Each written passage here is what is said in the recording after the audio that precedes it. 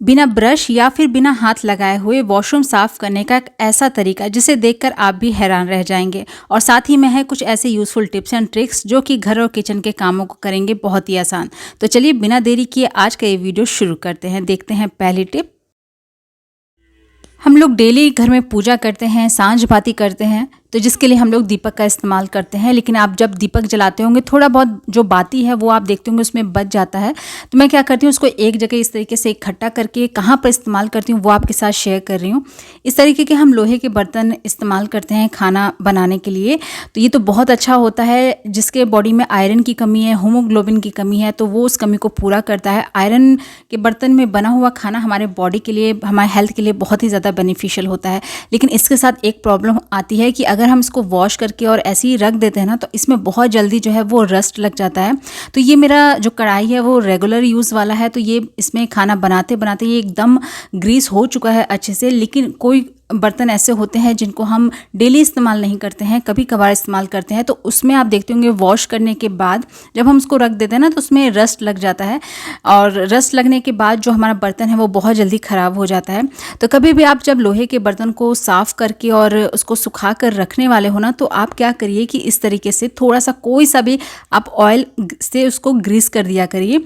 तो यहाँ पे एक्स्ट्रा आपको कोई और ऑयल लेने की ज़रूरत नहीं है। जो बाती में ऑयल बचता है ना, मैं वही ऑयल यूज़ कर लेती हूँ इस तरीके के जो बर्तन होते हैं ना उनको ग्रीस करने के लिए। तो बस आप जो बाती वाला कॉटन है ना, आप लेकर उसमें का जो भी ऑयल है वो इस तरीके से जितने भी लोहे के बर्तन होते हैं ना उनको आप ग्रीस करके रखा करिए। तो आप देखिएगा जब भी आप लोहे के बर्तन को वॉश करके और इस तरीके से ग्रीस करके रखते हैं ना, तो कभी भी उसमें जंग नहीं लगेगा और ये बहुत ही अच्छे से जो कह लीजिए चिकना हो जाता है और बहुत ही लॉन्ग समय तक ये स्टे करता है।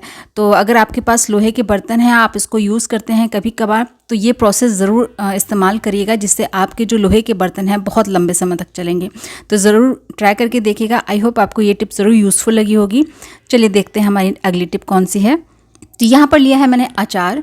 अब अचार क्या होता है ना कि जैसे अभी मानसून का सीज़न चल रहा है, तो इस टाइम बहुत जल्दी ख़राब हो जाते हैं और इसको प्रॉपर तरीके से हमें जो है धूप वगैरह भी दिखाना होता है। लेकिन साथ के साथ अगर आप इसको ख़राब होने से बचाना चाहते हैं ना, तो आप क्या करिए कि एक पैन में सरसों का तेल आप ले लीजिए और उसको अच्छे से गर्म कर लेना है। मतलब हल्का सा गर्म नहीं, इसको अच्छे से पका लेना है। उसके बाद इसको ठंडा होने के लिए आप छोड़ दीजिए। जब ये ठंडा हो जाए तब आप जो भी आपका अचार है बरनी में आप उसको डालिए।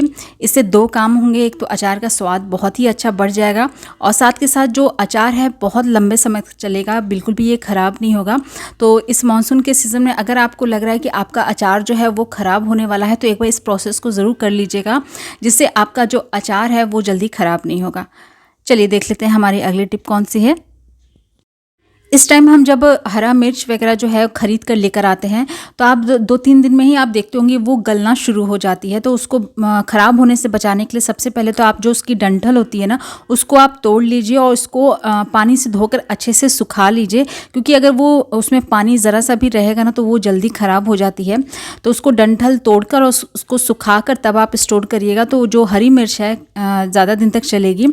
साथ के साथ हरी मिर्च से एक आपके साथ रेसिपी शेयर कर रही हूँ, जो कि आप अगर ट्राई करिएगा तो आपको ज़रूर पसंद आएगा। तो आप क्या करिए कि कढ़ाई में थोड़ा सा तेल रख लीजिए और जो आपने मिर्ची की डंठी तोड़ी है ना वो मिर्च आप उसमें रख दीजिए और हल्का सा रोस्ट करिए। उसके बाद उसमें खूब सारा जो है नमक आप रख दीजिए, मतलब ज़्यादा रखना है। मतलब इसका हाफ़ जितना मिर्च होगा ना उसका हाफ़ क्वांटिटी में आप नमक रख दीजिए और इसको टिल तब तक आप भूनिए जब तक जो नमक है वो थोड़ा सा ब्राउन ना हो जाए, रेड ना हो जाए। और उसके बाद इस तरीके से आपका जो इंस्टेंटली जो कह लीजिए मिर्च का अचार है ना वो बन के तैयार हो जाता है। अगर आप खाने के साथ इसको टेस्ट करिएगा तो बहुत ही ज़्यादा अच्छा लगेगा। अगर आपका मिर्च ख़राब भी हो रहा है तो आप उस वक्त उन सारे मिर्च को इस तरीके से बनाकर तैयार कर सकते हैं और इसको किसी भी एयर टाइट कंटेनर में रखकर फ्रिज में स्टोर करिए, काफ़ी ज़्यादा दिन तक चलेगा भी। और एक बार इसको ज़रूर ट्राई करके देखिएगा, फिर कमेंट बॉक्स में ज़रूर मुझे बताइएगा आपको ये कैसा लगा। चलिए देख लेते हैं हमारी नेक्स्ट टिप। कई बार ऐसा होता है ना कि हम जब खाना बनाते हैं गैस को ऑन करते हैं, बर्नर में से आप देखते होंगे साइड से जो है फ्लेम निकलती रहती है, जिससे जो हमारा कुकिंग प्रोसेस है वो भी स्लो हो जाता है। साथ के साथ हमारा जो गैस है वो भी बर्बाद होता है। तो अगर आपके गैस बर्नर में से जो गैस है वो लीक कर रही है साइड से, तो आपको बाहर ले जाने की ज़रूरत नहीं है, आप घर में भी उसको ठीक कर सकते हैं। तो बस आप एक साबुन का टुकड़ा ले लीजिए, थोड़ा सा वो मतलब भीगा होना चाहिए, फूला हुआ होना चाहिए, जिससे वो अच्छे से लगे। और इस तरीके से बर्नर के और जो नीचे वाला जो हिस्सा होता है ना, उसके साइड में आप इस तरीके से लगा दीजिए। जिधर से गैस आपको लग रहा है लीक कर रही है ना, उस साइड इस तरीके से लगाकर फिर आप बर्नर को सेट कर दीजिए। सेट करने के बाद आप जब गैस जलाइएगा, आप देखिएगा जो गैस साइड से लीक कर रही थी ना, जो फ्लेम साइड से निकल रही थी, वो नहीं निकलेगी। इस तरीके से आप घर में ही इसको आसानी से ठीक कर सकते हैं। कोई ज़रूरत नहीं है कि आपको बाहर ले आकर, मार्केट में ले आकर आप इसको ठीक करवाएं, आप अपने पैसे खर्च करें। ये छोटी छोटी ट्रिक्स होती हैं जिनको अगर हम इस्तेमाल करते हैं तो हमारा जो है मनी भी सेविंग भी होता है, साथ के साथ हमारा जो काम है वो भी आसान हो जाता है। तो ज़रूर ट्राई करके देखिएगा। आई होप आपको ज़रूर पसंद आई होगी टिप। चलिए देखते हैं नेक्स्ट टिप। इस तरीके के जो शर्ट्स वगैरह होते हैं, बहुत लोगों को पता भी होगा, बहुत लोगों को नहीं। आप देखते होंगे बीच में जो कॉलर होता है ना, सेंटर में वहाँ पर एक लूप सा बना रहता है। तो जैसे अभी मॉनसून सीज़न है, इस टाइम कभी भी हवा चलना स्टार्ट हो जाता है या फिर कुछ, तो जैसे तो आप अगर हैंगर इसमें फंसाकर और फिर इसको सूखने के लिए रखते हैं ना, तो अगर एकदम से जब हवा चलती है तो ये बिल्कुल भी निकल के गिरेगा नहीं। आप बेफिक्र होकर इसको ड्राई होने के लिए रख सकते हैं। तो इस तरीके से फंसाने से क्या होता है, हैंगर में से कपड़ा बिल्कुल भी बाहर नहीं निकलता है और आपका जो कपड़ा है वो सेफली ड्राई होता रहता है।